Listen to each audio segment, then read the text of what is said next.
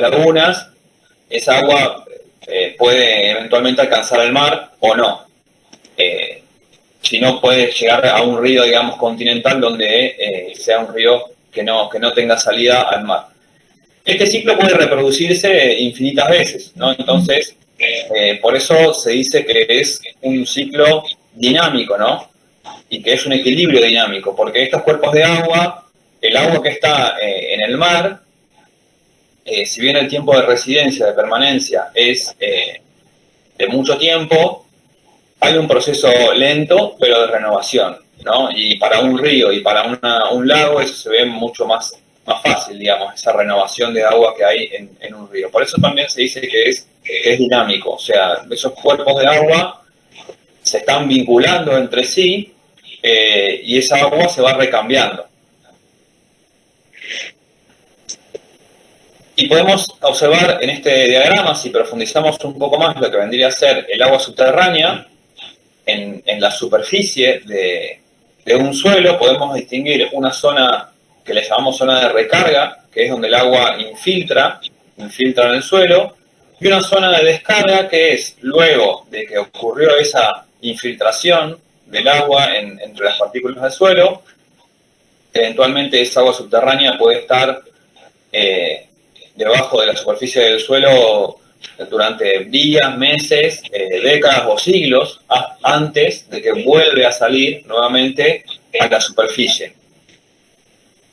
A una zona que denominamos zona de descarga cuando el agua nuevamente alcanza la superficie.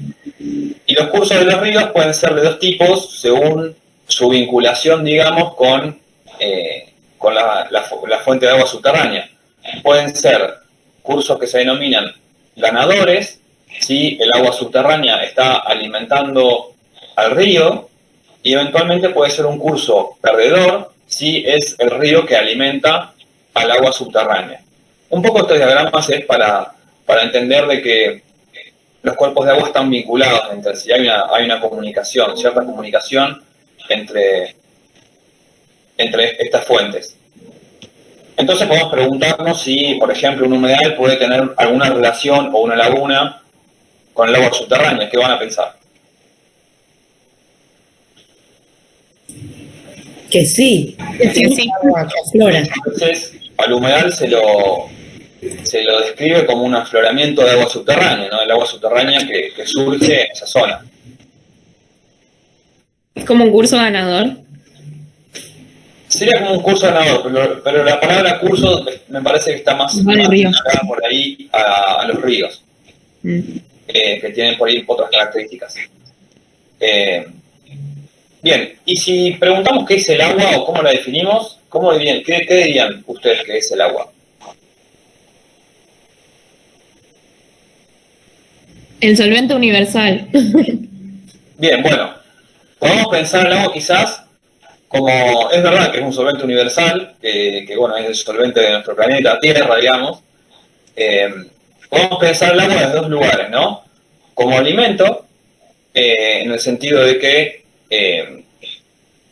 nos permite la vida, ¿no? Y nos hidrata, o bien desde un punto de vista más químico como una molécula a la que llamamos agua y que es H2O, que tiene dos átomos de hidrógeno y uno de oxígeno. Entonces, por ahí hablar del agua es una manera ambigua, ¿no? de referirnos a dos cosas según en qué área estemos hablando. O sea que cuando hablamos de calidad del agua, en realidad la calidad del agua está dada por todas las cosas que están alrededor de esa molécula de agua. Contenido de iones, materia orgánica, pH, gases disueltos, todas estas cosas que acabo de nombrar van a ser a distintas calidades de agua. Pero el agua químicamente va a ser una molécula. Por ahí a tener en cuenta es que esa calidad de agua de las distintas fuentes, si pensamos al agua como una molécula, como agua destilada, digamos, como este solvente que mencionaban, las distintas calidades del agua van a estar en estrecha relación con los procesos físicos y químicos y biológicos que va a tener esa molécula de agua tanto con la atmósfera, la litosfera o la biosfera, ¿no? Estos grandes compartimentos, ya sean gaseosos, sólidos o que involucren a los seres vivos. Entonces, de esta interacción de nuestra molécula de agua con estos grandes compartimentos van a surgir las distintas calidades de agua que pueden haber en el ambiente. Si nos introducimos entonces en agua de lluvia, pensamos en la interacción del agua con la atmósfera, ¿no? De hecho, el agua es parte de la atmósfera, hay un porcentaje de humedad en la atmósfera que es muy variable. ¿Qué características podemos pensar que le puede impartir la atmósfera al aire? Por ejemplo, tenemos que pensar qué es lo que tiene la atmósfera que le puede otorgar a nuestra molécula de agua que está ahí, en contacto con ese compartimento. Gases que recuerden que haya en la atmósfera, por ejemplo, ¿cuáles son los gases que puedan mencionar ustedes que sean predominantes en la atmósfera?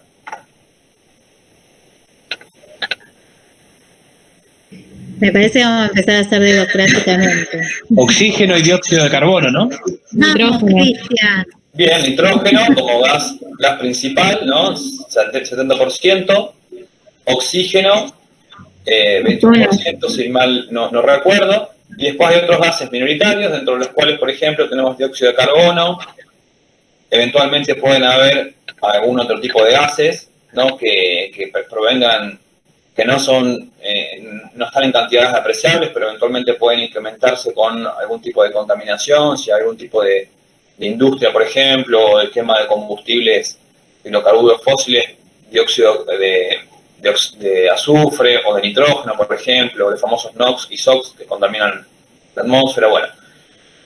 Pero básicamente nos centramos en los gases más importantes que mencionamos recién, ¿no? Oxígeno, nitrógeno, dióxido de carbono y algún que otro gas minoritario. ¿Tendrá sales? Habíamos mencionado que no, por lo menos no se evaporaba el agua de mar con sales. Ahora, la pregunta es si la atmósfera tendrá sales comparado con otros compartimentos. ¿Qué piensan? En parte sí. Algunas El sales slime podría marino. llegar a tener, comparado por ejemplo con las sales que pueda haber en un suelo, ¿qué pensaríamos? Muy poco. Muy poco, ¿no? O sea, si pensamos en los suelos que son prácticamente, o sea, que son matrices minerales con un poquito de composición orgánica, las sales en la atmósfera van a ser el contenido de sales muy bajo, digamos. A menos que haya, no sé, episodios de viento que levanten suelo, o eventualmente cerca de la superficie del mar, ¿no? Por el golpe de las olas y la ruptura de las olas, eso va a desprender sales, sobre todo cloruro de sodio de la atmósfera, pero en términos generales el contenido de sales va a ser muy bajo. Sustancias orgánicas. Sí, en re. comparación. Sí.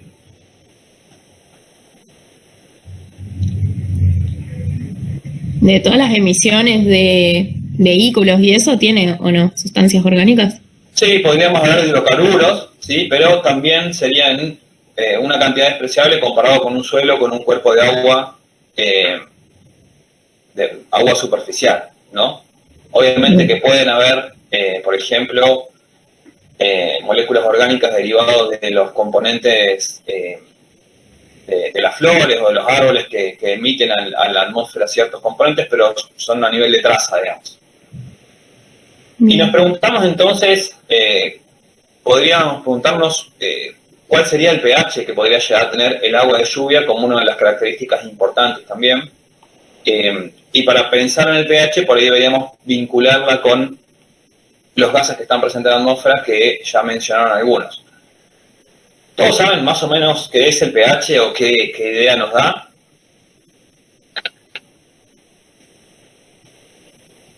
Cuando uno dice pH, ¿en qué piensa? El nivel de acidez, ¿no? Es un nivel de acidez, el pH, ¿no? Entonces, si uno agarrara sus digamos, algunos elementos de algunas soluciones que puede tener en su casa. ¿Potencial Agua de hidrógeno? canilla se me viene a la mente.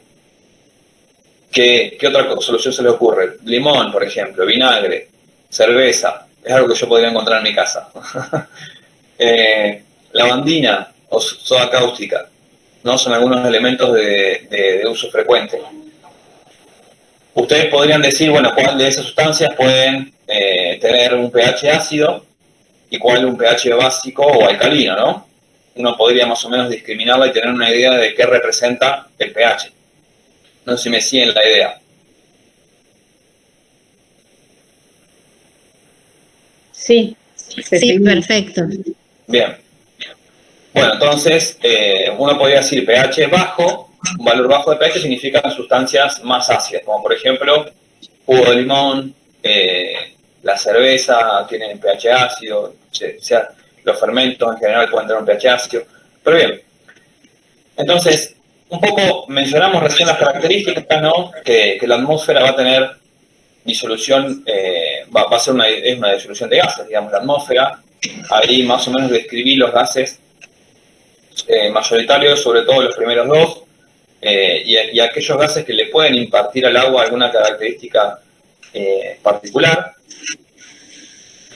Va a tener un bajo contenido de minerales o de sales. Es por eso que la conductividad del agua de lluvia es muy baja, ¿no? Por eso que mencionamos hoy que cuando se evapora el agua de mar, se evapora solamente el agua y no se evaporan las sales. Es por eso que tiene una conductividad baja. La conductividad es una forma de medir el contenido total de iones disueltos. Bien, entonces es un parámetro que se suele utilizar para hablar de salinidad. Baja conductividad, entre 10 y 80, significa poco contenido de sales. Y a su vez, bajo contenido de sustancias orgánicas comparado siempre con un cuerpo de agua superficial, por ejemplo, o un cuerpo de agua subterránea. Entonces, si hablamos de que hay una interacción siempre nuestra molécula de agua con el medio, estos componentes van a afectar distintas propiedades que, o le van a impartir, digamos, las propiedades al agua de lluvia.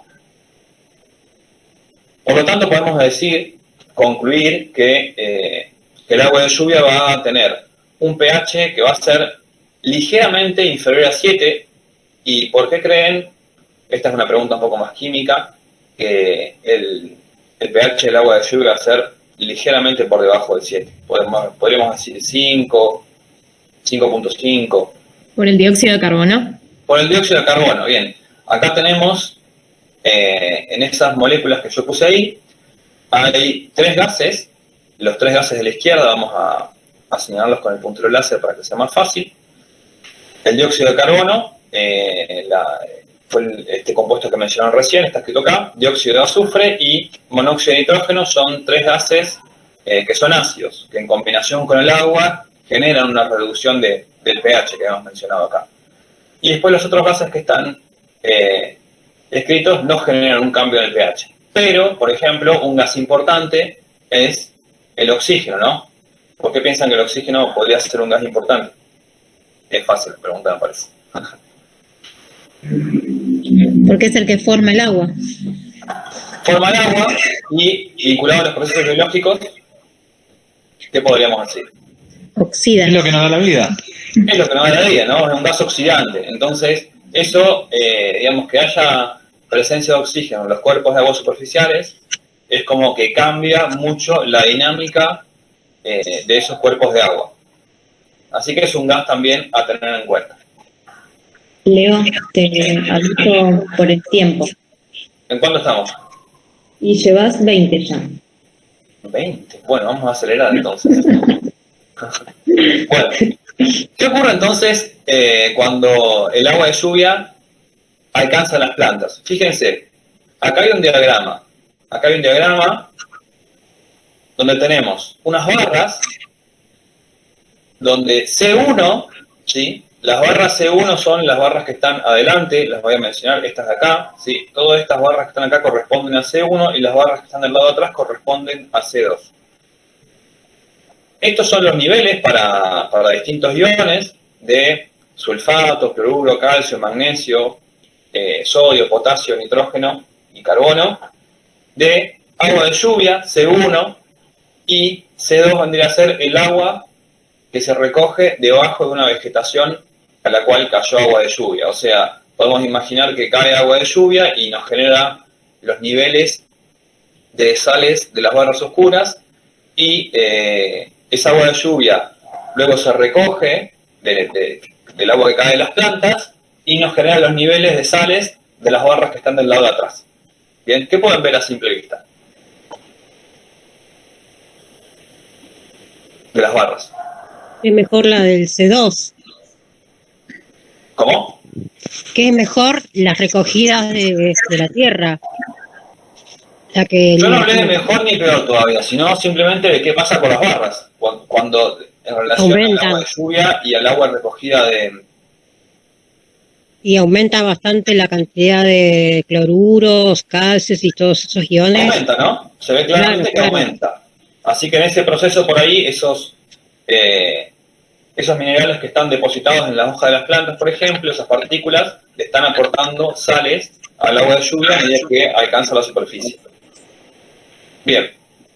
Y también se puede registrar, que lo dicen los autores en la descripción de la figura, que el pH sube de valores cercanos a 4 hasta valores cercanos a 5. Cuando pasa eso, pasamos de una fuente de agua de C1, de agua de lluvia, a un agua que se recoge de las plantas. Bien, esas serían como nuestras dos consecuencias: incremento del contenido de sales y aumento del pH.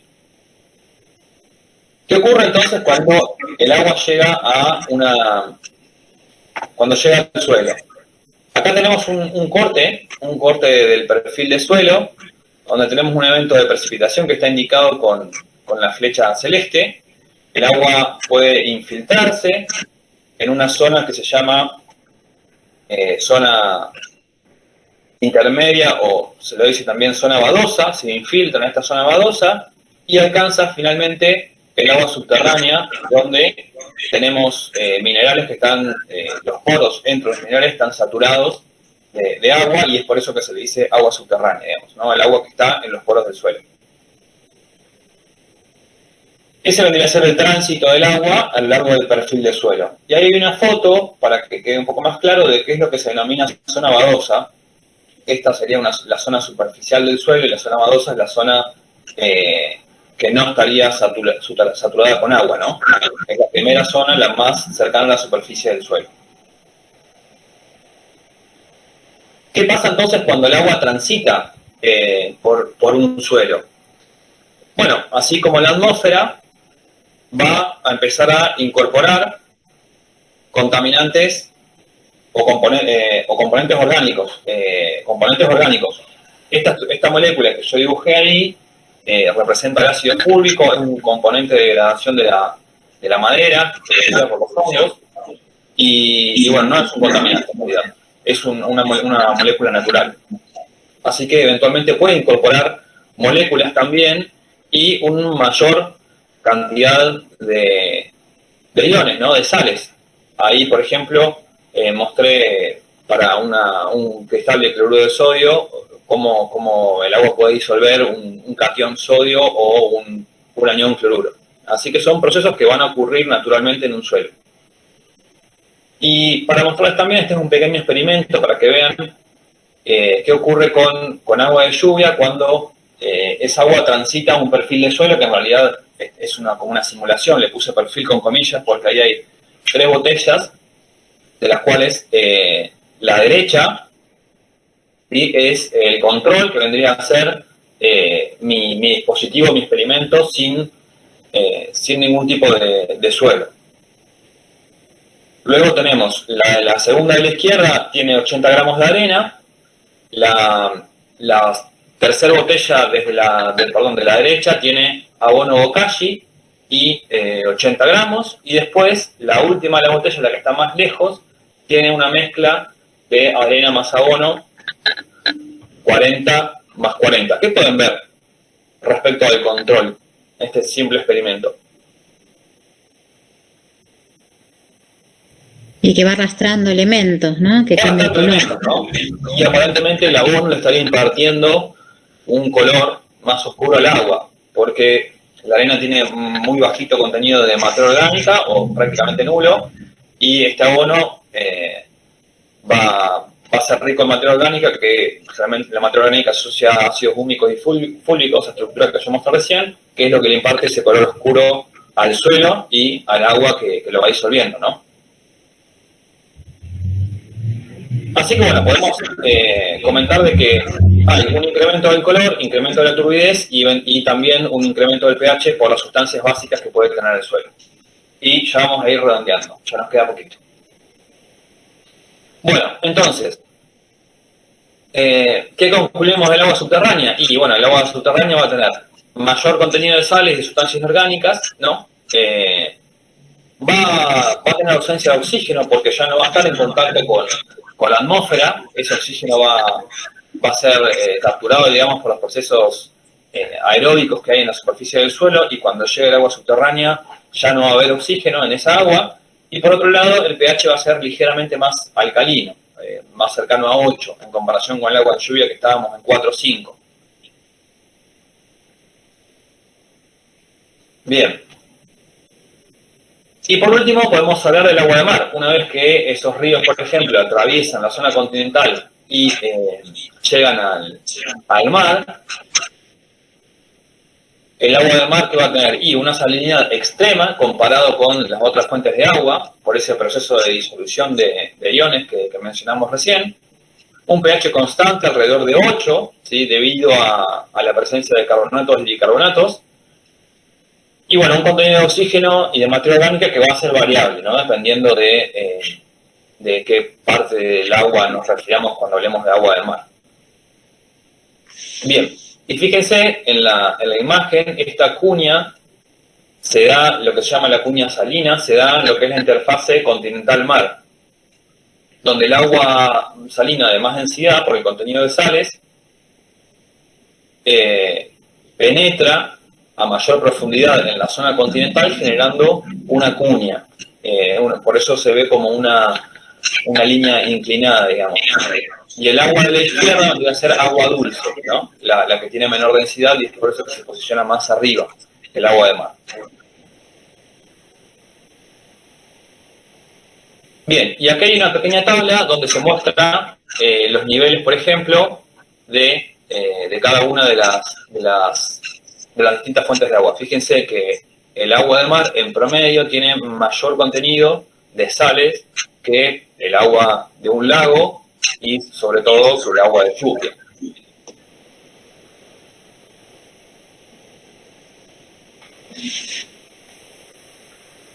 Bien, un comentario para que vean qué puede ocurrir cuando uno utiliza agua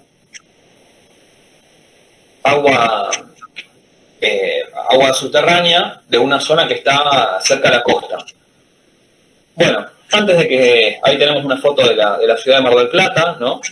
Antes de que se generara una población en esa zona, había un equilibrio que podemos llamar condiciones naturales en esa interfase, ¿no? Porque no había una extracción de agua dulce que fuera muy, muy elevada. Ahora, cuando se empiezan a poner pozos de extracción en Mar del Plata, cuando se empieza a generar un asentamiento en la zona y empiezan a sacar agua dulce de las zonas aledañas a la costa, empieza a haber una extracción de agua, ¿sí? En esa interfase, cercana a esa interfase, que hace que el agua de mar penetre en la zona continental, porque si se retira agua dulce, bueno, el espacio que deja el agua dulce que se retiró es ocupado por otra agua, y como tenemos agua de mar ahí cerquita, empieza a penetrar en la zona continental. Y este proceso se profundizó con el crecimiento de la ciudad, lo que obligó, por ejemplo, a obras sanitarias a retirar todos los pozos de extracción de agua dulce para abastecimiento de la red urbana que estaban ubicados cerca en la costa de la ciudad. Fíjense que ahí en el centro está Plaza Mitre, porque en el año 76 ya 34 pozos de la zona costera se salinizaron por el efecto de extracción de agua cercana a la zona de costera, lo que hace que esa salinización implica extracción de agua de agua de mar que penetró en el continente, ¿no? Y es por eso que Obras Centrales tuvo que mover, por ejemplo, el foso de extracción debido a ese riesgo.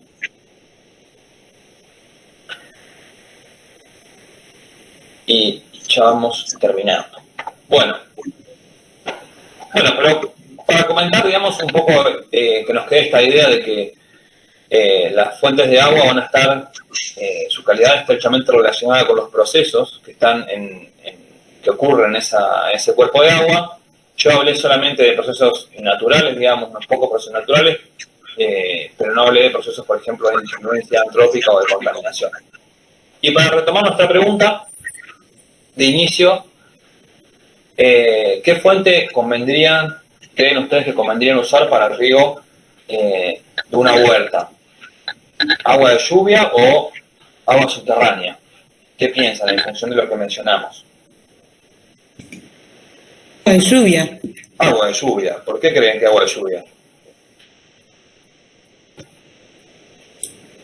Por el pH y pH, bien. El agua de lluvia tiene un pH un poquito más ácido, ¿no? sí, porque tiene más oxígeno. Tiene más oxígeno, puede quizás activar algún proceso microbiano ahí en el suelo. Y tiene menos sustancias orgánicas que podrían ser buenas o malas. Bueno, ahí tenemos algo para discutir. Tengo que mencionar al principio también la salinidad, ¿no? Si uno riega por ahí con agua subterránea, si riega un poco no va a pasar nada, pero si eso se produce en el tiempo, eventualmente puede salinizar un suelo. De hecho, eso pasa cuando hay riego artificial en campos extensivos, donde se utiliza agua subterránea para riego. Eso al cabo de las décadas puede generar un suelo que sea salino y que sea improductivo, digamos, ¿no? Y va a traer, obviamente, consecuencias en la planta, ¿no? Y aparte es más accesible. Es más, perdón. Para una huerta escolar es mucho más accesible el agua de lluvia que el agua subterránea. Bien, igualmente el agua que ustedes consumen en la institución es agua subterránea, ¿no? Porque si estamos hablando de un establecimiento periurbano, van a tener una perforación para sacar el agua. Pero si pueden colectar el agua de lluvia, creo que sería lo más conveniente. Leo, por ahí habría que ir cerrando. Sí, ya en realidad se terminó, digamos. Así que no sé si hay alguna pregunta en relación a lo que charlamos. ¿O quieren seguir con como venía? Sí, el agua de lluvia, esa que si es recogida con la tierra, con el abono, por ejemplo, que vos habías comentado, es mejor por el tema de la cantidad de nutrientes, ¿no? El agua de lluvia lo que tiene, por lo menos en relación al pH, es que disponibiliza más los minerales. O sea, un pH un poquito más ácido permite procesos de mineralización en el suelo que hace más disponible, sobre todo los metales. Sí, pero por ejemplo, si yo quiero una buena agua, viste cuando hiciste el experimento con las botellas, habías puesto abono, dos tipos de abono, un abono común y un abono que no me acuerdo el nombre, que da, ¿cómo? Bokashi. Es mejor hacerlo así, ¿no? Como para que el riego, o sea, que las plantas tengan mejor nutrición. No entendí la pregunta, disculpa. Ahí sería... Pues solo para mostrar de que el agua cuando atraviesa un perfil de suelo moviliza sustancias, digamos, ya sean sales o componentes orgánicos. Fue solo para eso. Bueno.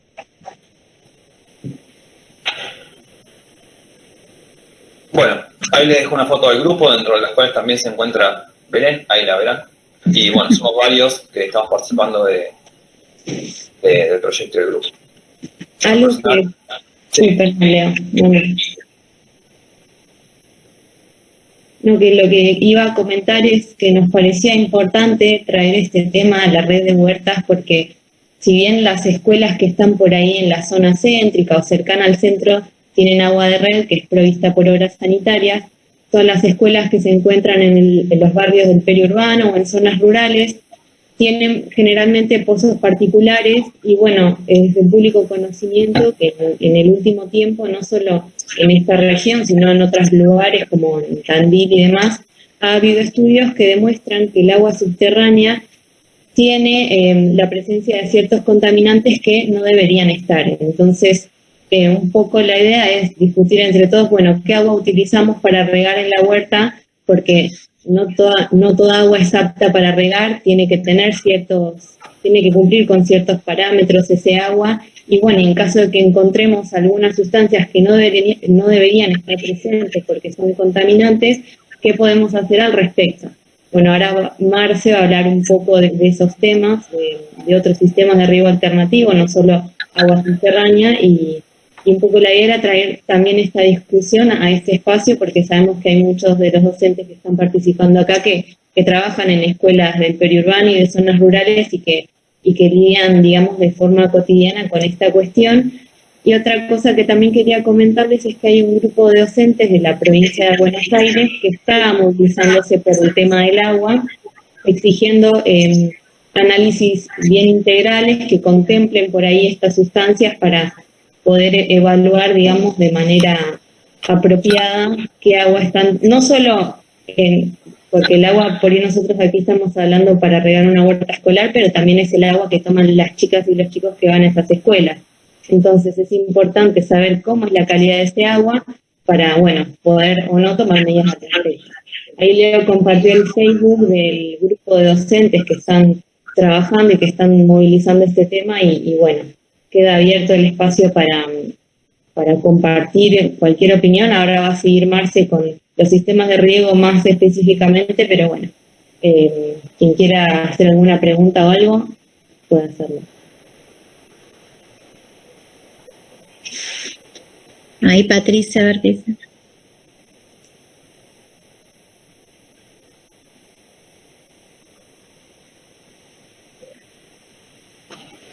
No llega a leer si Patricia tiene una pregunta, espera. O se presentó nada más.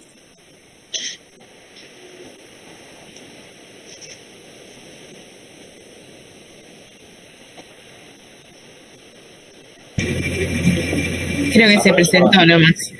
Para comentar brevemente que en función de lo que dice Belén, estos docentes están organizando, bueno, estoy participando un poco de ese espacio también, para comentar la problemática que hay con el tema de la calidad de agua en distintas escuelas periurbanas y bueno, se van a proponer 2 encuentros virtuales a hacer más adelante. Así que de última ahí pueden seguir al grupo a través de las redes si están interesados en participar. Y bueno, muchas una gracias. pregunta entonces. Muchas gracias, Leo. Bueno. Después, es que fue mucha información, Leo, para mucho y hay que procesarlo un poco. Sí, bueno. Pero estuvo buena. Te agradecemos. Va a quedar la presentación disponible para todos en caso de que quieran volver a consultarla, y ahí también está el mail del Grupo Aguas y de Leo por cualquier pregunta específica. Y si querés, Marcia, ahora empiezo a compartir. ¿Querés hacer al revés? Que primero vayamos a la presentación del jardín, así nos distendemos un poco y después arrancamos de vuelta con la charla. Como quieran. Dale. Buena suerte, nos vemos, Gracias. Hasta luego. Yo te iba a hacer una pregunta, Belén, con respecto a la calidad del agua que decís de los colegios, porque bueno, todos los años antes de empezar nosotros mandamos a analizar, o sea, tenemos que tener obligadamente el certificado de potabilidad del agua.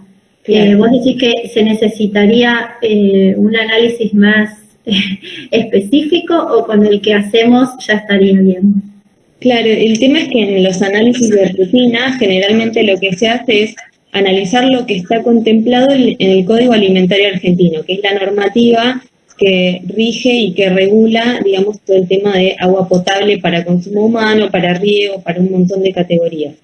En lo que es consumo humano, de rutina, lo que se suele hacer es el contenido de ciertos parámetros microbiológicos como Escherichia coli, Pseudomonas, coliformes totales y después bacterias van, que son bacterias ambientales, digamos, y el contenido de nitratos también se evalúa y de algunos otros iones, como flúor, pero digamos los mayoritarios.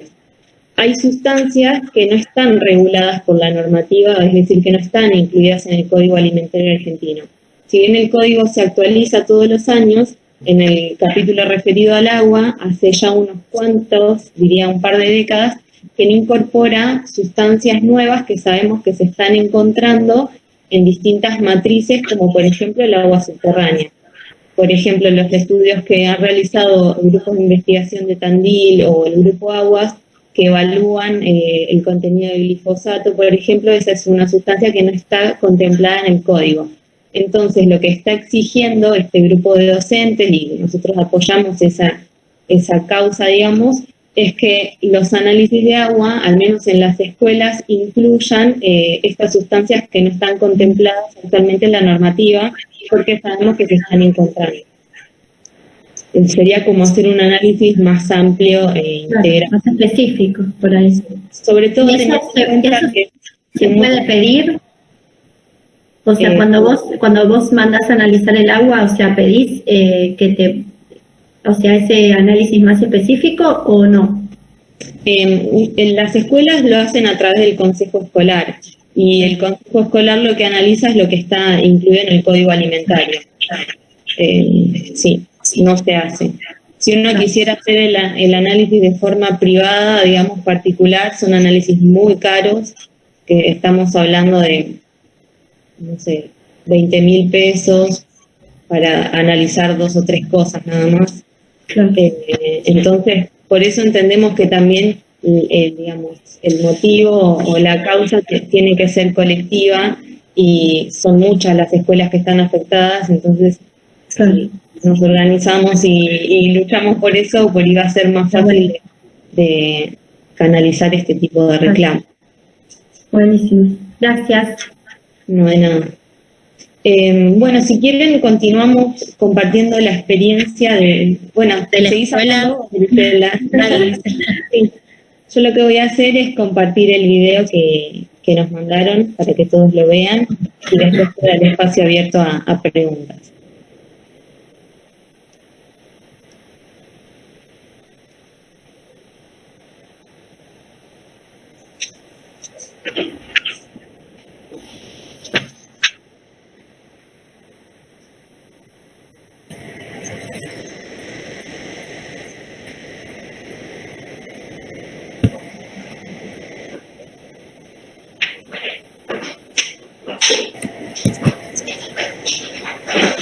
¿Ahí se escucha? No. A ver, esperen un segundo. Voy a salir y volver a entrar.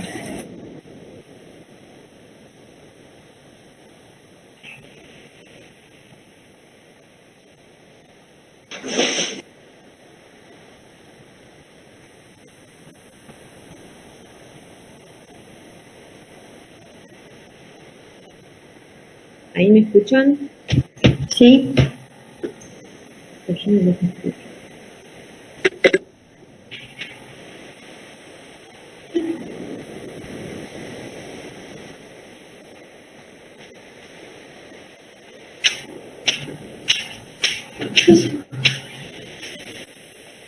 ¿Me escuchan?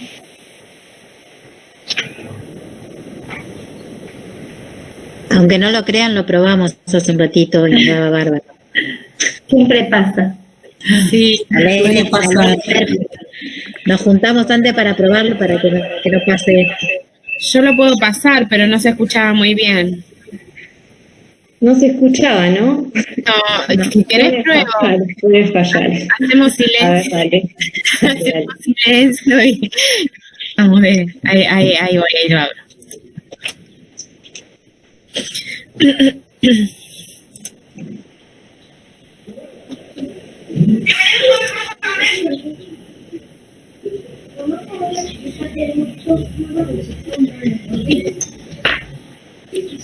Ahí está cargando, ahí la comparto.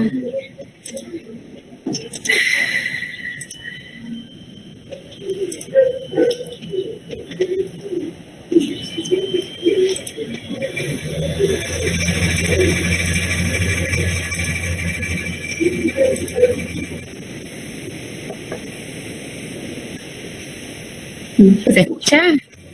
No se escucha. Es solo para ponernos nerviosas, chicas.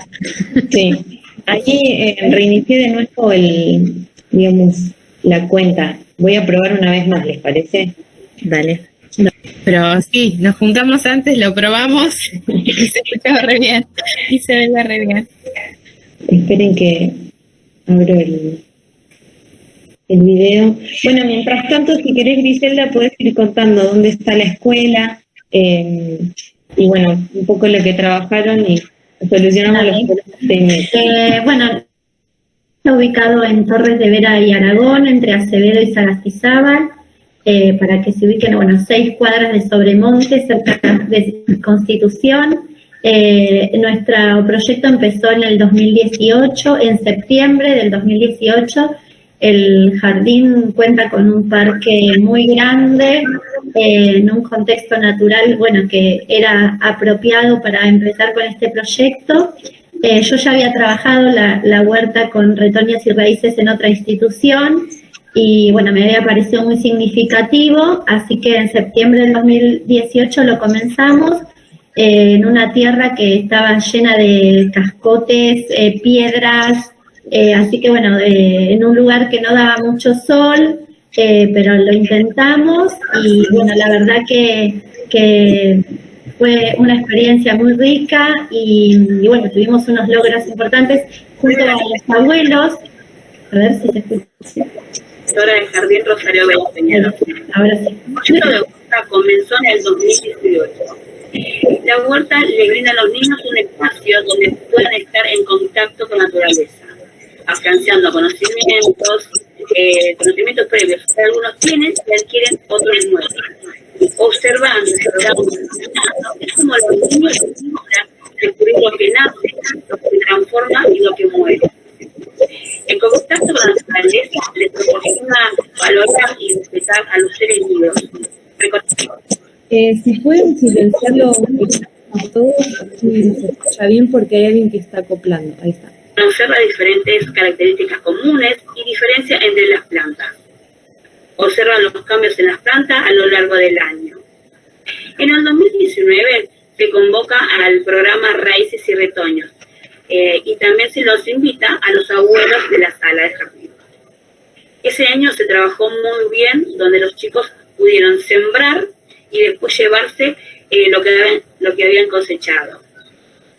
En el 2020, a pesar de la pandemia, se brindó oportunidades para seguir con la huerta, se les brindó semillas, se les enseñó cómo poder hacer sus pequeñas huertas en sus hogares o a través de macetas. En el 2021 se logró a principio de año comenzar con la huerta, pudieron sembrar lo que fue lechuga, arvejas y otras cosas más. Y a partir de la pandemia, que volvimos a retroceder, se le brindó a las familias para que puedan sembrar en sus hogares semillas y después luego, cuando retomemos el jardín, poder sembrarlas, poder trasplantarlas en el jardín. Así que esto fue lo que se logró. Seguimos trabajando con la huerta, donde los niños trabajan uno con el otro, van teniendo el compromiso y la responsabilidad de cuidar de la huerta y comunicándose con sus pares de acuerdo a lo que ellos van observando. Así que espero que les haya gustado esto de las huertas que estuvimos trabajando y seguimos por más.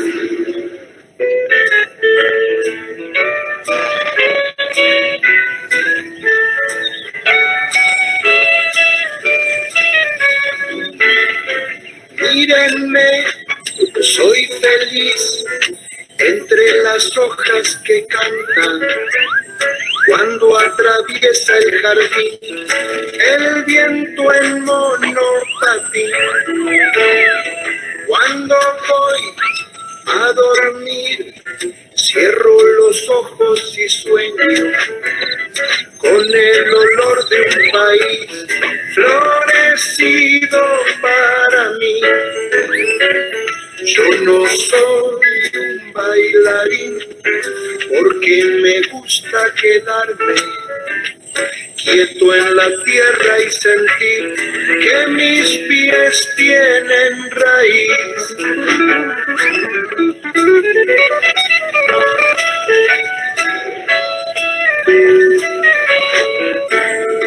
Una vez estudié en un librito de yuyu cosas que solo yo sé. Hola, hola familias. Estuve viendo un montón de videos que ustedes me mandaron que me parecen hermosos. Y ahora les quería grabar un video yo. Pero para grabarles este video quería contarles algo de mi casa, que podemos hacer. Yo no soy un gran Y señor, hacer la huerta, pero en mi cielo de tierra cuido el tesoro mejor. Mucho, mucho, mucho amor. Pero lo que más les quiero mostrar es mi planta preferida. Ven. Está por acá.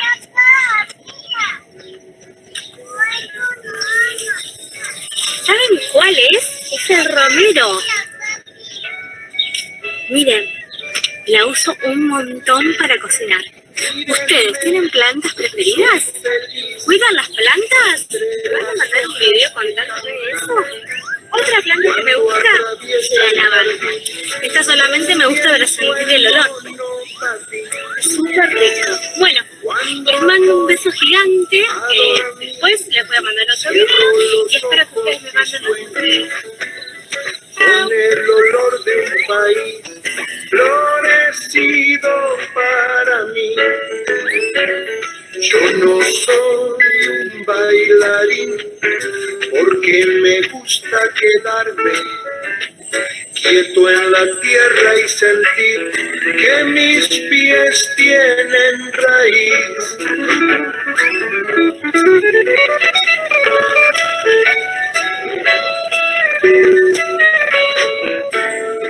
Una vez estudié en ¿Nos va a contar cómo se riega? ¿Hay que regar la planta? ¿A dónde se riega? ¿Mucha agua o más o menos, poquita? Eso, necesario. Ahí. La otra, esta.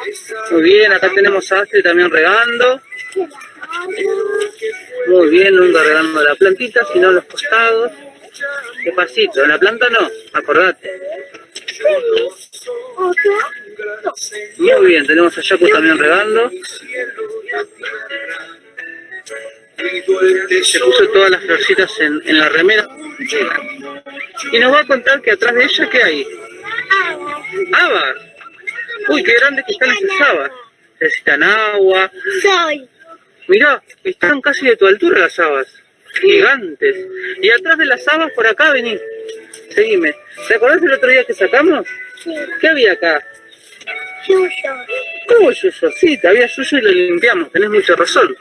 Acá había selga, que estuvimos ahí cosechando, y quedaron solamente algunas. Gracias, Olivia, por contarnos. El jardín, que estuvieron trabajando en la huerta. ¿Tienes celular? No. Hola, amigos. Bueno, nos van a contar... Hola. Nos van a contar qué herramientas necesitamos para trabajar en una huerta. Una, decime vos, a ver. Una sola. ¿Cómo se llama eso? Una pala. Muy bien, gracias. A ver, Aidan, ¿qué necesitamos? ¿Cómo se llama eso? Muy bien, gracias. Tobias, ¿qué se llama eso? Una legadera. Regadera, muy bien. ¿Y acá, señorita? ¿Qué necesitamos, José? Tenemos otra pala más. ¿Viste que hay dos palas? Una es una pala de punta y la otra es una pala... ¿Es finita esta? Sí. ¿Y esta cómo es? Es dura. Ancha. Una pala ancha y pala de punta. Muy bien. Gracias por contarnos. Todas estas son las herramientas que utilizamos para trabajar en esta huerta, ¿verdad? En la huerta ¿Qué tenemos acá? Muy bien, estos son los tomates. Gracias, Kenai, muy bien. Chacu, ¿y cómo hicimos antes de plantarlo? ¿Qué le hicimos a la tierra? Hicimos un pozo, le pusimos compost, ¿verdad? Donde hay lombrices, todo para que trabajaran acá en la tierra. ¿Algo más que quiera decir? ¿Qué te gustó hacer a vos? ¿Plantar te gusta? Gracias. De la sala multiedad que estuvieron trabajando en la huerta. Acá están muy sonrientes, están contentos y nos van a contar, por ejemplo, nos van a contar lo que estuvimos trabajando en la huerta con el compost. ¿Cómo hicimos el compost? Bueno, pusimos cáscara de huevo. Sí. Y pusimos lechuga. Sí. Y gracias. ¿Qué más pusimos? Y ponemos también cáscaras de las frutas. También como bananas. ¿Y dónde las juntaron a esas cáscaras? Acá. De este lado de las lombrices. Ah, muy bien. ¿Y es cierto que estuvieron hablando en la sala de comer saludable? ¿Y comían fruta? Hay que comer mucha fruta para... Muy bien. ¿A quién se come todo esas cáscaras, esa comida que pusimos? Las lombrices y los gusanos, bueno, todos se alimentan ahí y hacen que la tierra esté riquísima para las plantas, ¿verdad? Sí, para las plantas y las lombrices, para comer ahora. Bueno, gracias por contar eso.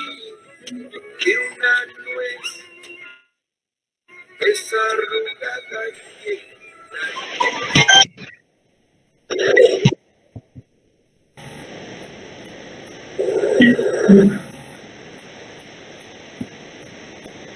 Bueno, como habrán visto, en el lugar sufrió una gran transformación en ese espacio que teníamos lleno de tierra, gracias a Marcela, Sandra, a Blanca, la tallerista, que nos ayudó un montón.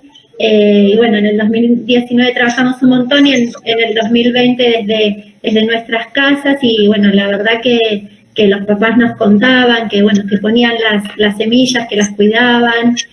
Algunos, fue también una tarea multiplicadora, porque los abuelos que vivían en departamento también empezaron a hacer sus pequeñas huertas, y bueno, y ahora que volvimos, trabajamos las salas más grandes, trabajan los martes, la huerta una vez por semana, y las salas más chiquitas los jueves.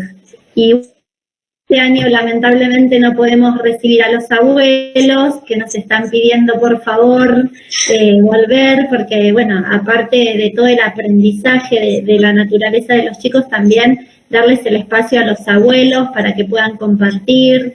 La verdad que sí, son un grupo hermosísimo de abuelos, de amigos, y bueno, y los niños también, ¿no? Porque hoy algunos no tienen a sus abuelos y comparten los abuelos de otros. Así que para nosotros fue una experiencia muy rica y muy significativa, y bueno, y a ellos les encanta trabajar en la huerta. La verdad que el día de huerta es el día también que más disfrutan. Genial, Griselda. ¿Alguien le quiere hacer alguna consulta? ¿Quiere alguna apreciación que tenga que quiera compartir?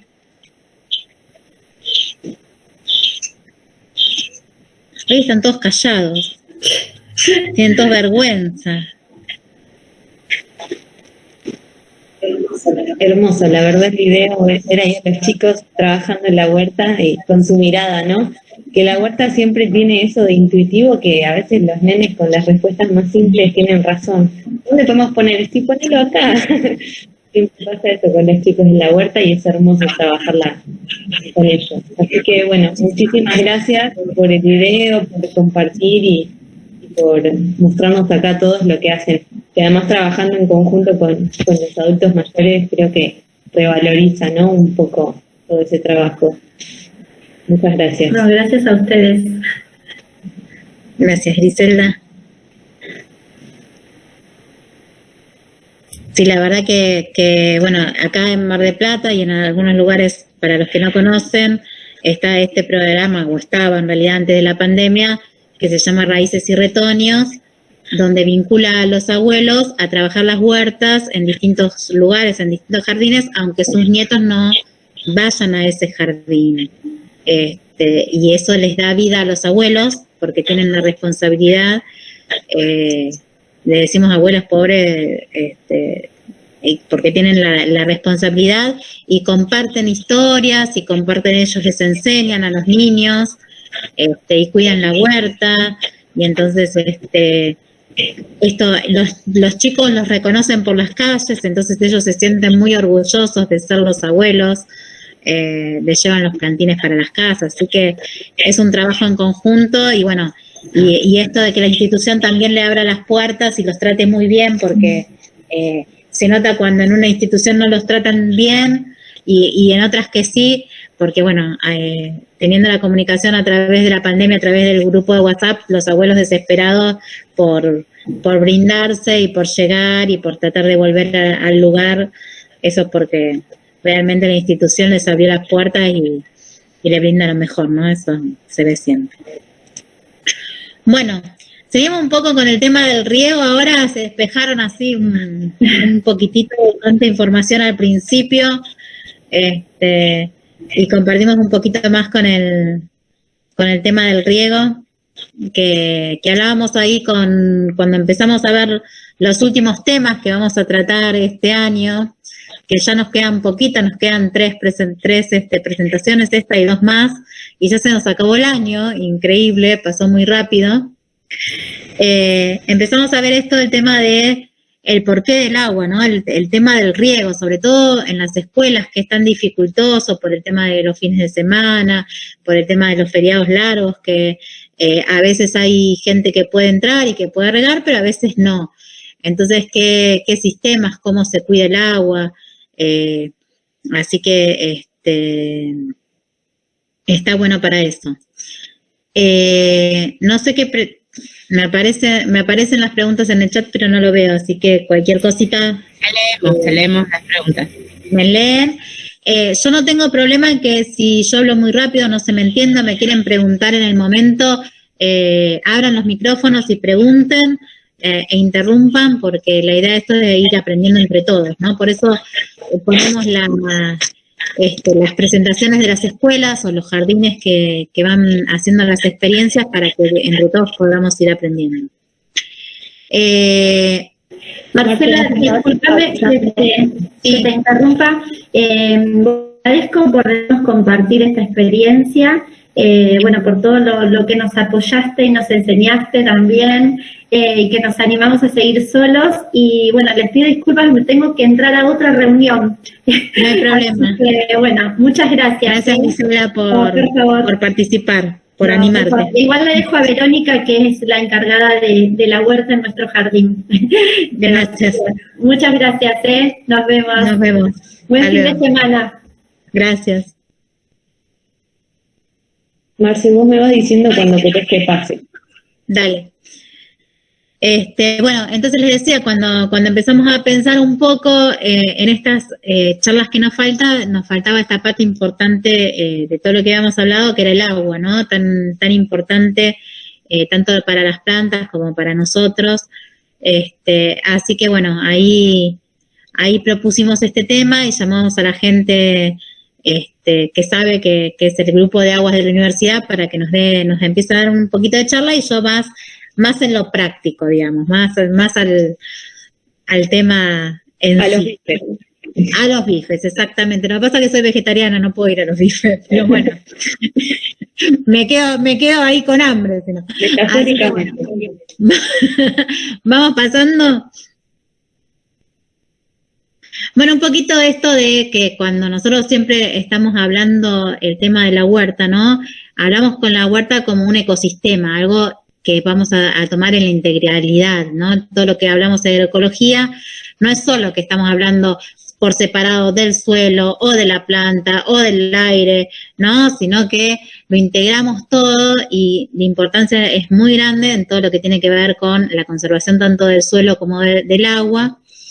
Y los propósitos que nosotros queremos que los chicos aprendan es fomentar sus habilidades a través del conocimiento de la producción del cultivo, porque sin el agua es imposible cultivar, aunque ahora están haciendo todo lo posible para que nazcan frutos casi sin agua, y fomentar las habilidades del cuidado del ambiente y del autocuidado, ¿no? Cuando hablamos del agua, siempre tenemos que pensar que las plantas son igual a nosotros. Si las plantas necesitan agua, nosotros necesitamos agua potable, las plantas también van a necesitar agua potable para poder regarse, y al igual que nosotros, hay que saber, cuando nosotros ya tenemos sed, que ya estamos sedientos, que nos falta agua, quiere decir que tenemos que aprender a tomar antes de llegar a eso. A las plantas también las tenemos que regar antes que se terminen de marchitar de todo y se mueran, ¿no? Así que tenemos que ir aprendiendo un poco de esto, fomentando, bueno, esto necesita la planta con los chicos, pero también nosotros necesitamos esto, por eso es tan importante que vayamos integrando todas las materias y todas las áreas con respecto al cuidado, ¿no? Pasamos. Entonces, yo siempre pienso, en los que me conocen, siempre empiezo con lo primero, que tenemos que saber la tarea, cómo la vamos a distribuir. Porque siempre en la huerta, en los momentos, hay momentos que pueden ir todos los chicos y van a estar todos copados, en el momento de remover el suelo, de sembrar, podemos ir con todo el aula, pero hay momentos que hay que hacer tareas que no se necesitan tantos. Pero entonces, como esas gente no se necesitan tanto, tenemos que ver con quiénes vamos a acompañar ese grupito, si lo vamos a separar por grupos de a dos, si lo vamos a hacer grupos encargados, si va a ser cada uno un día distinto, quién va a regar, quién lo va a acompañar. Tenemos que empezar a pensar en estas disposiciones, ¿con qué lo vamos a regar? Lo importante siempre que hablamos de hacer una huerta, y sobre todo una huerta escolar, tiene que estar cerca la canilla o el lugar donde sale el agua.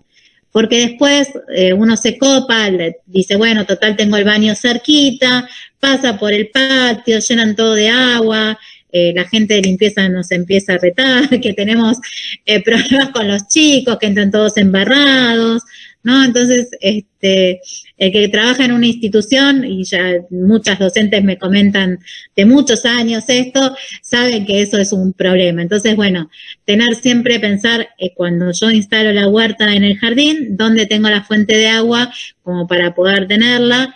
Si tengo la posibilidad de empezar a juntar agua de lluvia, es lo ideal, ¿no? Tener estos tachos que yo pueda empezar a juntar agua de lluvia como para poder regar y que las plantas estén mejor, porque el agua corriente, si tienen agua corriente, tiene bastante cloro y eso también puede afectar a las plantas. Entonces, es importante ir haciendo un pequeño mix.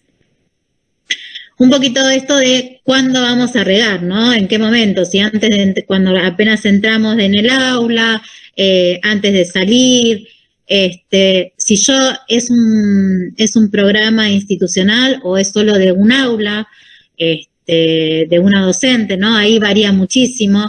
Si yo tengo alguna manera de comunicarme con quién va, si tengo con la señorita de la tarde, si yo voy a la mañana, si la señorita de la tarde puede regar o no antes de irse, tengo que ver el tamaño del lugar donde tengo mi huerta. No es lo mismo la huerta en macetas pequeñas, donde el agua se evapora mucho más rápidamente que en macetas más grandes, ¿no? Y si tengo regaderas, si las puedo hacer, ahí si ven en la fotito hay unas regaderas que las hicieron, con las botellas de lavandina, tienen agujeritos en las tapas, muy bonitas como para que cada uno tenía su propia regadera, así no se peleaban.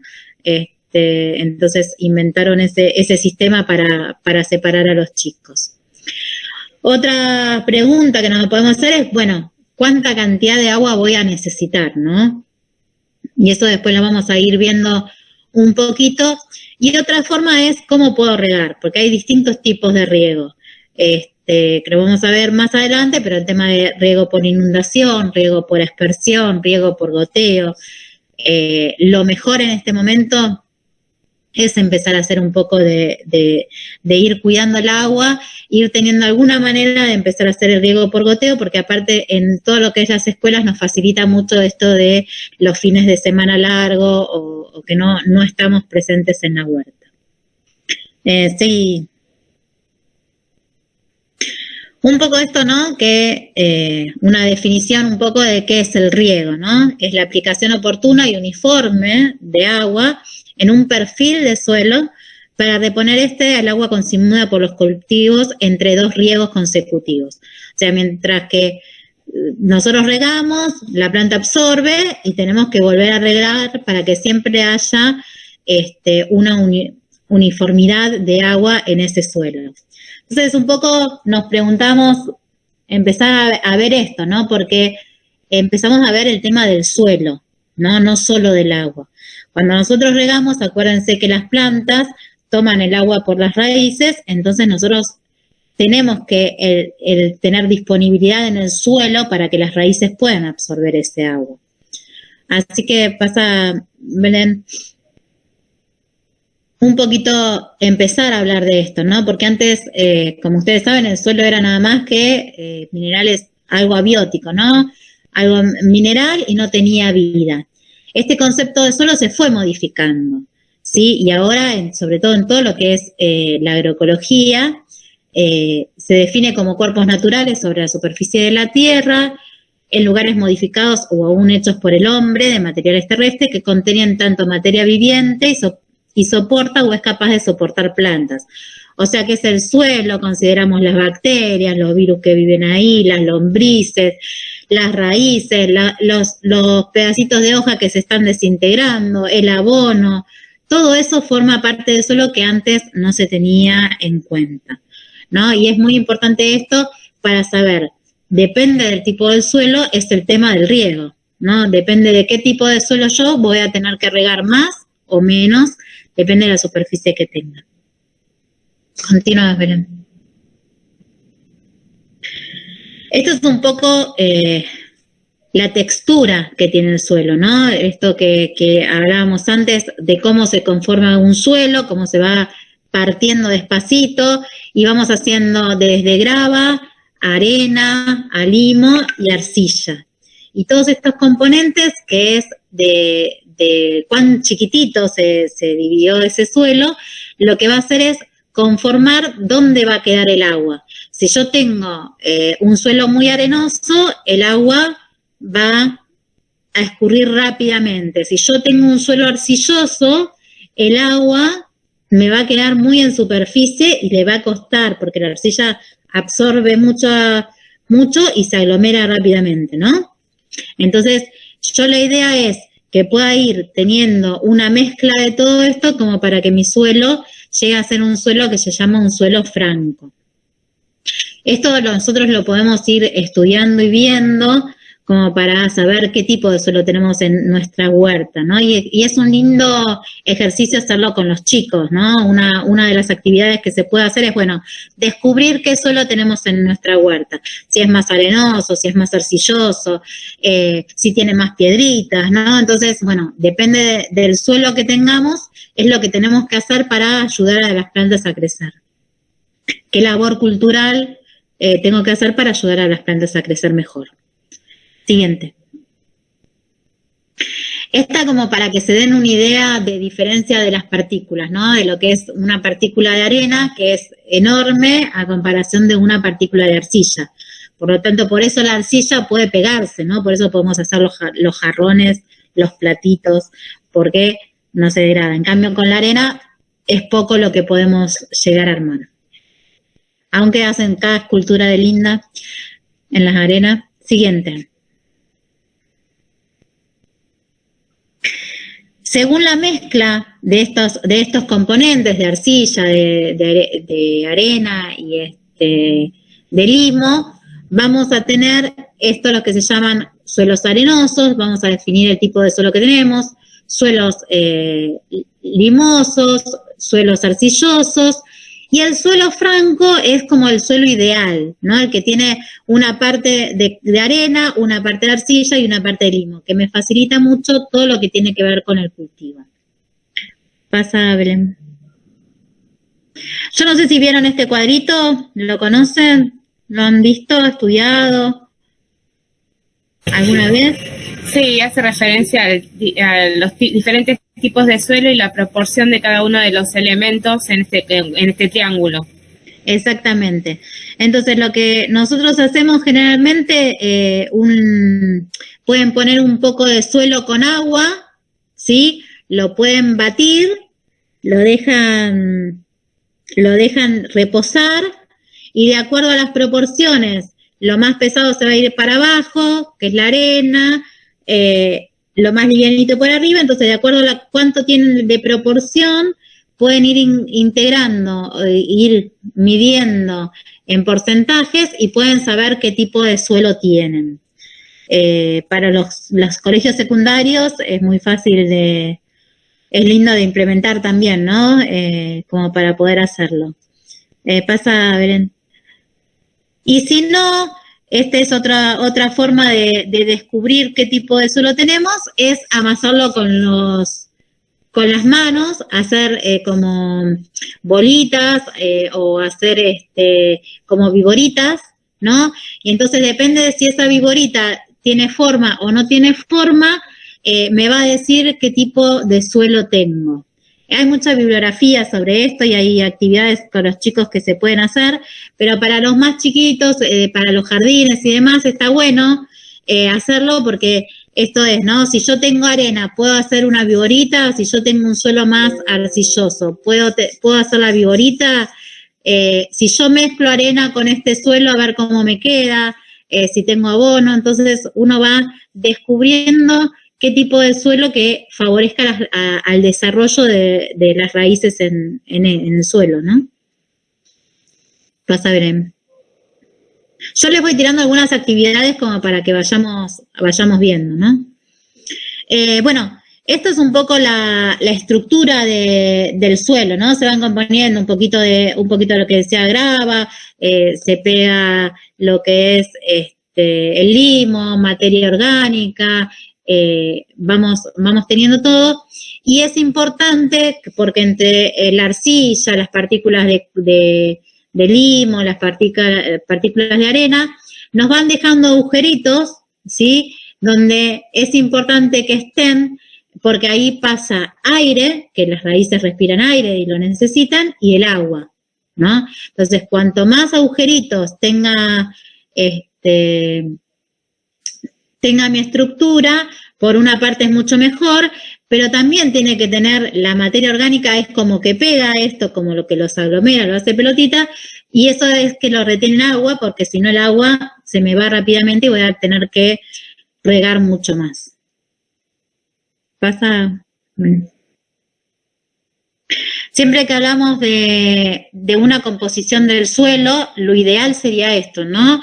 Que el 45% sea materia mineral, el 5% materia orgánica, y después el otro 50% que haya agujeros, que esté llenado por 25% de aire y 25% de agua. Porque si está se tapa todo de agua, la planta no va a poder respirar, ¿no? Entonces se va a morir porque tiene sobresaturación. Y si está todo aire, nos fuimos mucho de vacaciones y nos olvidamos de pobrecita de regar a la planta y se marchitó y no hay forma de poder recuperarla. Pasa. Sí, nosotros necesitamos, estas partes del agua, que cuando nosotros estemos regando, estos agujeros que se llaman macro y microporos, se vayan llenando despacito, pero también se vaya escurriendo el agua para que el aire vuelva a aparecer, ¿no? Es lo que decíamos. Después, si quieren, lo leen con un poquito más de detenimiento, yo por el tema del horario. Siguiente.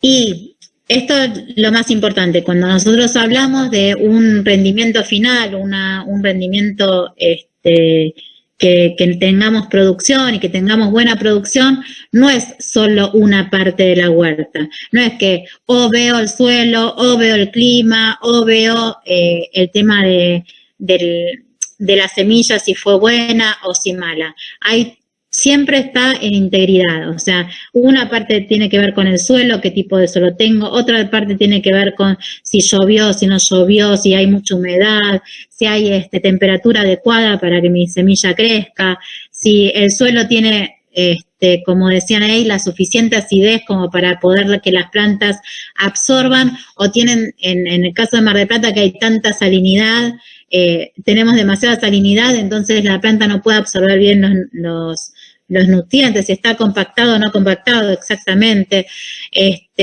si esas semillas que yo tengo son buenas o malas, ¿no? Si tienen mucho tiempo. Entonces, esto es lo que hablo cuando hablo de integridad, cuando hablo de que no veamos solamente una parte. Me falló porque tengo un suelo malo, o me falló porque la semilla era mala. No, siempre hay varios factores que pueden influir en este tema de rendimiento y es muy importante que los tengamos en cuenta todos, ¿no? Sobre todo está hablando de lo que es la agroecología. Siguiente. Una cosa que, algo del fósforo leí, pero no sé mucho. Se me fue muy rápido. Una cosa que sí es importante, que siempre hacemos algunos líos con esto, es en dónde regamos, ¿no? Dónde tenemos que regar la planta. Ustedes piensen que la planta desarrolla las raíces y cada vez se va expandiendo más, ¿no? No se queda firme y recta. Entonces muchas veces nosotros regamos al lado del tallito, y no a los alrededores, ¿no? Entonces siempre, por ejemplo, en el caso de los árboles frutales, tenemos que pensar cómo es la copa y proyectar la sombra de la copa al suelo, y ahí es donde tenemos que empezar a regar, no solo al lado del tronco, por una cosa decirlo. Y otra cosa que tenemos que pensar es que nosotros, las plantas toman el agua, como decíamos, por las raíces. No hay que regar las hojas, salvo que estemos sacando, veamos mucha cantidad de pulgones o que tengan mucha cantidad de algunos otros insectos, y entonces con la manguera los estamos sacando de las hojas, pero en lo general no es bueno regar las hojas, ¿sí? Nosotros tenemos que humedecer el suelo y que la planta tome lo que necesite. No tenemos que mojar la parte aérea en lo posible. Siguiente. Y esto es, bueno, con todo lo que vimos, ¿qué cantidad de agua voy a necesitar? Ahora vamos a ver un ejemplo que les voy a ir mostrando para ver la cantidad de agua que nosotros utilizamos en una huerta. Y esto va a depender del tipo de suelo, ¿no? Si es arcilloso, como decíamos, es denso y compacto. Acá en Mar del Plata hay mucho suelo arcilloso, a pesar de que tenemos arena en las playas, para todo lo que se aleja de la costa es bastante arcilloso. Y si es arena, es muy poroso y suelto, ¿no? Siguiente. Entonces, tenemos que pensar en el drenaje y en la retención del agua. ¿Sí? Cuando pensamos en la retención, si tenemos un suelo arcilloso, vamos a tener mucha retención de agua. En cambio, entonces tenemos que hacer riegos cortos para que no se quede todo inundado. O sea, que riego poquitito, va a secarse y vuelvo a regar. ¿Sí? En cambio, si tengo un suelo muy arenoso, voy a tener que poner más cantidad de agua. Voy a hacer riegos más largos porque se van a ir rápidamente. Entonces va a necesitar mucha más agua para que eso se sature y y la planta pueda tomar el agua tranquilamente. Ustedes siempre piensen, como escuché el otro día una capacitación que solo era como el tanque de agua nuestro, ¿no? Donde tenemos el reservorio de agua y desde ahí la planta va a ir tomando lo que necesita. Siguiente. Miren, acá más o menos hay una cuenta para los que les gusta hacer cuentas. Se estima alrededor de 3 a 4,5 litros de agua por metro cuadrado de cantero por día. ¿no? El cantero es el lugar donde tenemos la siembra. En una huerta de 10 por 10 metros estarán aproximadamente 7 canteros de 1 metro de ancho. Acuérdense que entre cantero y cantero dejamos un pasillito para poder caminar. Son más o menos 70 metros cuadrados. O sea que da un total de 280 litros de agua por día que estaríamos necesitando para una huerta de 10 por 10, que es lo que nosotros decimos más o menos para una huerta familiar que tenga entre 4 y 5 personas. O sea que esto daría 1.960 litros por semana, o sea que estaríamos gastando 7.840 litros por mes. Entonces, fíjense que estamos hablando de conservar el agua, de que el agua sea potable y de conservar el suelo, porque cuando le echamos agua, vieron recién lo que explicó Leonardo, que se lava todo, ¿no? Todos los nutrientes se van hacia abajo y las plantas se quedan sin nutrientes. Entonces es importante que tengamos en cuenta estos números. Por eso depende cómo nosotros vayamos a regar o qué opciones de riego tenemos, vamos a hacer la cantidad de agua que vamos a necesitar. Por eso, en este momento, se está, no sé si... Sí, teniendo en cuenta la cantidad de plantas que necesiten. Obviamente esta es una cuenta muy, muy redonda. Cada tipo de planta va a necesitar diferente riego y diferente proporción. Disculpa, y también la lluvia también va a tener en cuenta, ¿no? Exactamente. Si llovió no tengo que regar. Esa es una parte. Salvo que haya mucho viento, mucho calor, y ahí sí voy a volver a regar. En invierno se riega mucho menos, en verano mucho más. Pásala, Belén. Nosotros tenemos como 3 tipos de riego. Uno que se llama por gravedad, otro por aspersión y otro por goteo. El de gravedad es por inundación. El de aspersión es como esa lluvia finita que cae en los zapitos. Ese es sería el de aspersión.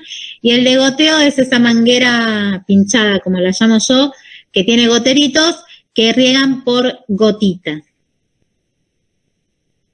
¿Pasan? Si ven en la foto, ahí tienen un riego por inundación o gravitacional, donde se inunda y eso despacito va bajando. Esto tiene un gran desperdicio de agua. Esto es un rendimiento de un 50% del agua, porque el otro agua se evapora, ¿sí? No llegan a las raíces, lava mucho el suelo y saliniza bastante, entonces va a depender mucho. En cambio, el riego por aspersión es como una lluvia finita, o sea que ingresa muy, muy suavecito en la tierra, es más parejo, no lava tanto y tiene una efectividad más o menos del 70%. Sí, siguiente. Acá hay otros sistemas caseros de hacer la aspersión, que es las botellas con los agujeritos, ¿no? Que es muy lindo, muy fácil de hacer si no tenemos zapitos en la escuela, ponerlos, se van regando solos, tenemos que ver dónde cae el agua y lo vamos moviendo y van haciendo. No sé cuál era la pregunta que me hicieron ahí en el chat.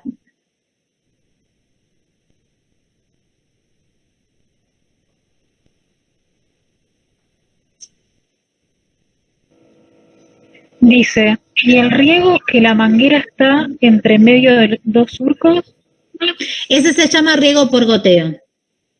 Ahora vamos a ver, creo que hay una foto en la siguiente.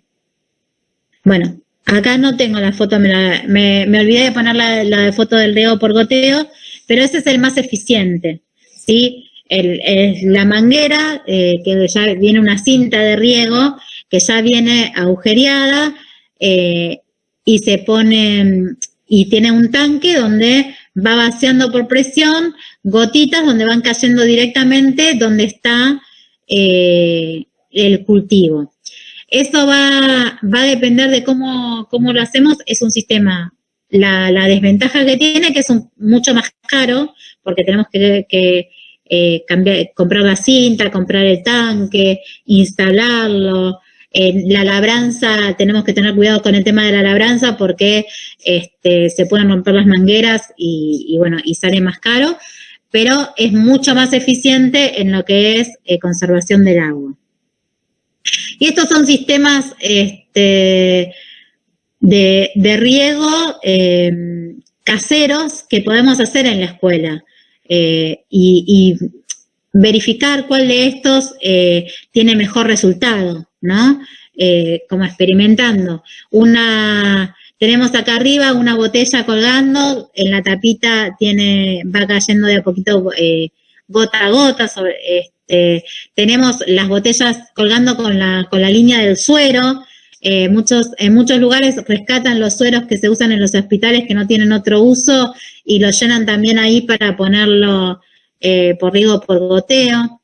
Después tienen la botella abajo de la imagen, tienen la botella con agua y arriba otra botella, y ahí simulamos, ¿sí?, el ciclo del agua, o sea que el sol calienta la botella, el agua de adentro calienta, gotea y vuelve a regar.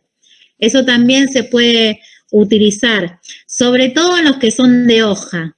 Ese riego por goteo así tan superficial, sobre todo por los de hoja. Los otros riegos por goteo que ayudan a que vaya más profunda el agua para todo lo que tiene que ser raíces o frutos. Siguiente. Y depende de esto que decíamos recién, depende de qué tipo de especie es o qué tipo de planta tengo, es cuánto más necesito regar. Digamos, las plantas que tienen mucha cantidad de hojas o las hojas mucho más grandes necesitan más agua. Una lechuga, una selga, ¿sí?, va a necesitar más cantidad de agua porque tiene raíces muy superficiales. Entonces eso se evapora rápidamente el agua del suelo y tengo que volver a regar. En época de que está en floración o tengo fruto, tengo que regar más. El tomate al principio no es necesario que lo riegue y lo inunde tanto. Después, cuando ya empieza a aparecer el tomate, ahí sí le tengo que incorporar mucho más agua. En el verano, ¿no?, acá en Mar del Plata, cuando las temperaturas superan los 27 grados o tenemos vientos muy cálidos, ahí voy a tener que regar más. Y depende de dónde lo tengo, si lo tengo en suelo, lo tengo en macetas, si el tipo de maceta que tengo es la cantidad de agua que le tengo que poner. Si tengo macetas de barro, son muy, muy porosas, o sea, se evapora más el agua, y si tengo macetas de plástico, retienen mucho más el agua, entonces tengo que regar con menos cantidad. Siguiente. Esto que decíamos antes, hay que evitar mojar las hojas y sobre todo el tema de las flores, ¿no? Cuando agarro la manguera y están los tomates en flor, las berenjenas en flor, el ají en flor, ojo, al pasar la manguera que con la presión de agua me cae la flor y se me arruina la posibilidad de tener ahí un fruto. Entonces tengo que tratar de hacerlo bien. Y si lo tengo en baldes, en macetas, en cajones, mi huerta, tengo que verificar bien el tema del drenaje, ¿sí? Es muy importante que salga mucho la maceta. Yo sugiero que cuando usamos baldes de 20 litros de los tachos de pintura, abajo le podemos poner tapitas pegadas de gaseosa para que hagan de patita y dejen aire para que drene mejor la maceta. Siguiente. Y bueno, y no hay que, todo lo que son digamos, que crecen por debajo de la tierra, la papa, la zanahoria, el ajo, la cebolla, o algún tipo de plantas de flores de bulbos, no hay que regarlos demasiado, ¿sí? Porque si se anega el bulbo, se pudre y no me va a dar un buen resultado. Así que en el caso del agua, se riega, por ejemplo, en el caso de la papa, se dice que se riega hasta que empieza a aparecer el barrito, cuando el agua, cuando la tierra empieza a quedar como un barrito apenas, ahí ya tengo que parar de regar. Siguiente. Bueno, ahí les di más o menos un pantallazo grande y rápido de todo lo que es el tema riego. ¿Les quedó alguna duda? No, súper interesante. Había formas que nunca había visto, eso de como el suerito, espectacular, la verdad. Súper práctico. Bien. ¿Alguien quiere decir algo, alguna apreciación, algún sistema de riego que haya podido experimentar y le haya dado resultado?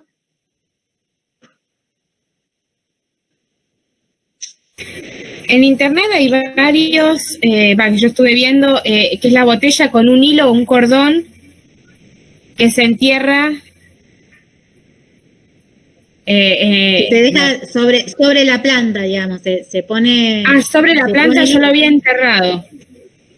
Lo que pasa que el hilo lo que haces es algodón, sí. Entonces por capilaridad va pasando el agua de un sector a otro, ¿sí? Entonces ahí es donde está regando. ¿Y eso es eficiente? Yo justo iba a mencionar algo respecto es eficiente porque ayuda mucho a la conservación del agua, porque la planta va tomando lo que va necesitando. Exacto. Es como cuando hacemos el platito, vieron que cuando tenemos en casa la maceta le ponemos el platito, le ponemos el agua en el platito y la maceta arriba. Sí, entonces por capilaridad invertida, o sea, va de abajo hacia arriba, va subiendo el agua y va chupando la raíz mientras que lo necesite. Ahí lo que te puede pasar es o que se seque el hilo en la mitad o que no llegue bien. Hay que estar atentos, lo único, ¿no? Como para poder hacerlo. Ahí con respecto a la recolección de agua de lluvia, por ahí lo que iba a comentar es que algo interesante que tienen las escuelas es que muchas por ahí tienen techos grandes o gimnasios. Entonces eso nos provee de una superficie bien grande para poder captar agua de lluvia. De hecho en las escuelas a veces ya están las canaletas, entonces se puede diseñar con algún tacho o algún tanque de 200 litros, de esos que muchas veces se ven que se descartan, la forma de aprovechar esa agua de lluvia para captarla y bueno, si la ubicación que le damos es cerca de la huerta, mucho mejor. Pero es interesante esto de pensar de alguna manera en aprovechar ese agua de lluvia para las huertas, ¿no? Ahí en la vía orgánica, no sé si hay alguien ahora de la vía que quiera comentarlo mejor, pero armaron un sistema de recolección de agua de lluvia muy interesante, aprovechando todos los techos, digamos, de la casa, y además lo conectaron con un sistema de riego por goteos, que era lo que contabas hoy, Marce, que por ahí de los sistemas que hay, si bien la limitante es el tema del costo, no tanto por la manguera, sino por los conectores, que son re caros. Es uno de los sistemas más eficientes. Así que por ahí, ahora en el encuentro del próximo mes, que va a ser el de noviembre, el espacio que va a compartir su experiencia en huerta es la vía orgánica, así que quizás también pueda comentar un poco cómo es lo de recolección de agua de lluvia. Pero es algo interesante por ahí para quienes tengan gimnasio, escuelas con gimnasios o techos grandes, ver la manera de aprovechar toda esa superficie para captar el agua de lluvia que hay disponible. Sí, lo importante es que las canaletas esas que uno recolecta el agua de lluvia estén bien limpias, ¿no? Sí, bueno, eso es un tema, a veces se tapan y demás, pero por ahí con alguna membrana o algo, o sea, teniéndolo en cuenta uno ya puede preverlo para cuando diseña, si es que puede, el recolector de agua. Pero eso sí hay que tenerlo en cuenta, el tema de las canalitas que se tapan muy fácil con las hojas de los árboles y eso. ¿Alguien tiene alguna pregunta? Sí, yo tengo una. Sí, pero ¿cuánto tiempo te puede durar el agua de lluvia? Digamos, porque a veces En realidad, viste que no es tan inocuo, no es que cae el agua de lluvia y la podemos recolectar totalmente como cae, sino que va a tener verdín y demás. Depende cómo la almacenes vos, te puede durar de 7 días hay cisternas que duran meses, ¿no? Que las recolectan las juntan en una cisterna muy grande, en lugares donde no hay agua prácticamente, entonces las juntan en esas cisternas y eso dura un montón. Va a depender mucho de qué tratamiento vos le pongas, si la tenés a pleno rayo del sol, si la tenés en un lugar que te da la sombra, si la tenés bien cubierta, si se te destapó por algo, si la canaleta donde vos la recogiste está bien limpia o no, Entonces claro, va a depender mucho, pero sí te dura bastante, va a depender si vos la podés remover con algún tipo de forma como para que el oxígeno siga entrando y tengas una buena calidad de agua. Sí, por ahí hay cosas que uno puede hacer para aumentar esa duración. Por ejemplo, tener en cuenta lo de las canaletas que estén limpias, el recipiente donde se recolecta el agua, tenerlo tapado, y si es algo que no le da el sol directo, mucho mejor. Y también va a depender mucho del clima. En verano por ahí va a durar menos que en invierno, claro, que con el frío y eso dura un poco más. Pero pensando que uno tiene que regar la huerta constantemente, ese agua también se va renovando todo el tiempo, así que sí, son varias cosas a tener en cuenta. Bueno, muchas gracias. Yo quisiera hacer una pregunta. En el caso de que yo quiera declorar el agua de la canilla, en teoría si la dejo a la intemperie, 48 horas puede ser, o 24, bueno, ya pierde el cloro supuestamente el agua. Sí, el cloro es un elemento muy volátil. Si vos la calentás el agua, ya lo pierde, digamos. Así que la dejás al sol, depende depende de la cantidad que tengan, ¿no? El recipiente que manejen y demás. Pero sí, el cloro se pierde rápidamente. Por eso cuando nosotros compramos las lavandinas, si ustedes van a comprar lavandina, si tienen en un lugar la lavandina en un contenedor transparente, seguramente el cloro se perdió. Por eso las envases de lavandina son amarillos, ¿no? Para que mantenga el cloro dentro de eso, porque es un elemento que rápidamente volatiliza. Y discúlpame, y a partir de eso, ¿yo puedo conservar agua, digamos, guardada incluso del grifo por mucho tiempo, o ya después los microorganismos ya no le hacen bien al agua? Lo que pasa que va a depender de qué arrancamos, digamos, de qué tipo de agua arrancamos, si tus tanques, no sé, si tenemos una buena, digamos, si tenés una buena calidad de agua, te va a durar mucho tiempo. Si tenés una mala calidad de agua, va a durar menos tiempo. Eso va a depender mucho. Igualmente tiene que ver con esto, con que yo pueda regar con las mejores condiciones. Como les decía, se necesita mucha cantidad de agua para regar la huerta. Entonces esa agua la vamos a utilizar rápidamente, salvo que tengamos un super tanque, va a variar.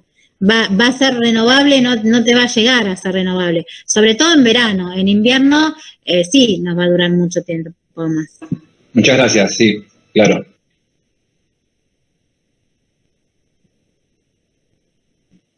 ¿Tienen alguna otra pregunta?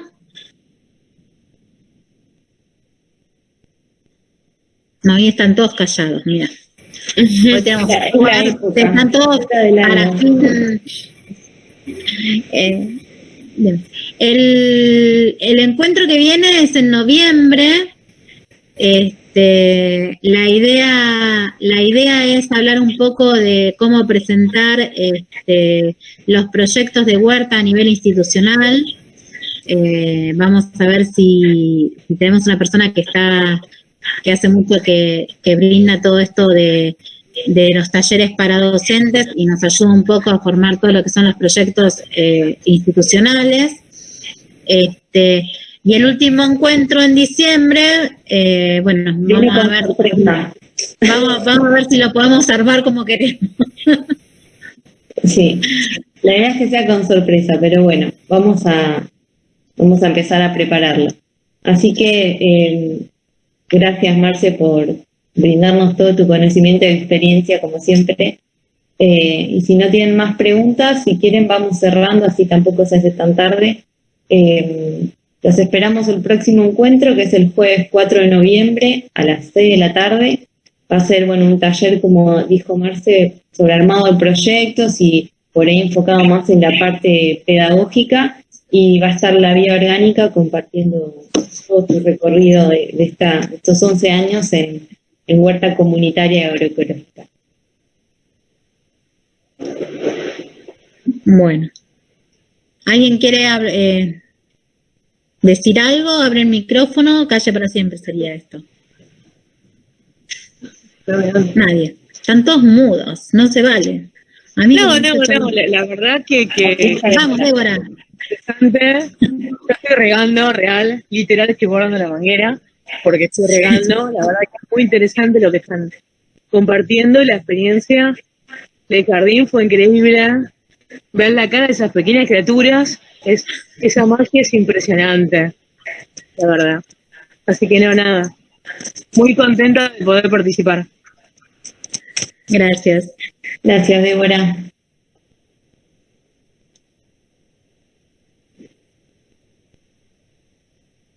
¿Alguno más? Ahí está Corina, que está pleno con la huerta en la 43, Corina. Excelente, este año arrancaron en 0 y están haciendo un trabajo increíble con los chicos. Sí, con los chicos y con los profesores y las profesoras también. Así que nada, quería comentar esto cortito, que ahora viene un proyecto, una reunión el martes de los profes, y ahí bueno, voy a aprovechar para impulsar esto de que los profes se involucren y huerta para, no sé, para los saberes que sean más, para fortalecer los saberes trabajando en la huerta, ¿no? Desde qué lugar cada materia puede incorporar la huerta y que sea, digamos, que se comprendan por ejemplo, eso es lo que me gustó, lo de hacer el recolector de agua y hacerlo por goteo, porque una de las cosas que me pasó cuando venía a la charla era pensar todo el tiempo en enero, ¿qué pasa en enero? ¿Qué pasa en enero? ¿Qué pasa en enero? Y enero yo creo que, bueno, va a pasar lo peor, pero si el año que viene podemos articular con algún profe para diseñar esto, nosotros tenemos, como decía Belén, un patio todo con un techo enorme, pero bueno, requiere mucho trabajo y bueno, pero estamos en eso, así que buenísimo, muchas gracias. Igualmente que siempre calculen que lo que hablamos siempre, ¿no? La huerta o el aula abierta como una escuela, la huerta como un aula abierta. Entonces sabemos los tiempos institucionales y a veces la huerta es eso, es el tiempo institucional.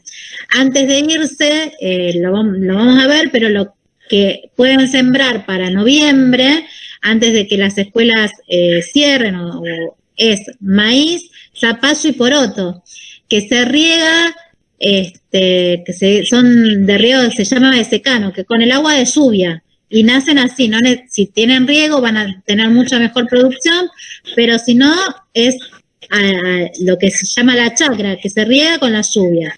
Entonces, cuando volvemos en marzo, vamos a tener producción, vamos a tener, si no nos robaron, ¿no?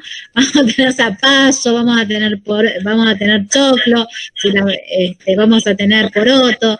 Entonces, los chicos ven producción y no necesitan tanto riego. Entonces, mientras tanto, en los últimos tiempos, nosotros, si no tenemos alguien que la cuide, hay escuelas que tienen escuelas de verano, entonces la huerta continúa y sigue el cuidado de la gente de la escuela de verano, y si no se cierra y se empieza en febrero o en marzo a realizar otra vez el ciclo de la huerta. ¿Zapallo y calabaza o zapallo suelto? Puede ser cualquier tipo de zapallo rastrero, Zapallo rastrero, porque les va a ser como mantillo, ¿no? Para esto que no lo hablé, que lo tenía pensado, pero que me olvidé, para la conservación del suelo o el uso del mantillo, que